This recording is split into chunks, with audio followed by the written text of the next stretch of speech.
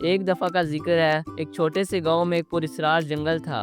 اس جنگل کے بارے میں کہا جاتا تھا کہ وہاں جادو کی دنیا موجود ہے۔ گاؤں کے بچے اس جنگل کے بارے میں سن کر ہمیشہ سے تجسس میں رہتے تھے۔ ایک دن 3 بچوں نے فیصلہ کیا کہ وہ اس جنگل کا راز جاننے کے لیے وہاں جائیں گے۔ ان تینوں بچوں کے نام تھے علی، سارا اور عمر۔ صبح سویرے تینوں نے اپنے ساتھ کچھ کھانے پینے کا سامان اور ایک پرانا نقشہ لیا جو انہیں جنگل کا راستہ دکھاتا تھا۔ اور جنگل کے کنارے پر پہنچے تو وہ ایک بڑا سا درخت دکھا جس کی جڑیں زمین سے باہر نکلتی ہوئی محسوس ہوتی تھیں۔ علی نے کہا، یہ درخت تو بہت عجیب ہے، شاید یہیں سے ہمارا سفر شروع ہوتا ہے۔ جنگل میں داخل ہوتے ہی انہیں ہر طرف گھنے درخت، رنگ برنگے پھول اور چہچہاتے پرندے نظر آئے۔ تھوڑی دور چلنے کے بعد انہیں ایک چھوٹی سی جھیل نظر آئی جس کا پانی بالکل شفاف تھا۔ سارا نے کہا، دیکھو اس جھیل میں کچھ چمک رہا ہے۔ وہ تینوں جھیل کے کنارے گئے تو دیکھا کہ پانی کے اندر ایک چمکتا ہوا پتھر ہے۔ عمر نے ہمت کر کے پانی میں ہاتھ ڈالا اور پتھر نکال لیا۔ جیسے اس نے پتھر کو ہاتھ میں لیا، ایک روشنی چمکی اور چھوٹا سا جن نمودار ہوا۔ جن نے کہا، تم نے مجھے آزاد کر دیا ہے، اب میں تمہاری ایک خواہش پوری کروں گا۔ تینوں بچے حیران رہ گئے۔ علی نے کہا، ہم اس جنگل کا راز جاننا چاہتے ہیں۔ جن نے مسکراتے ہوئے کہا، ٹھیک ہے،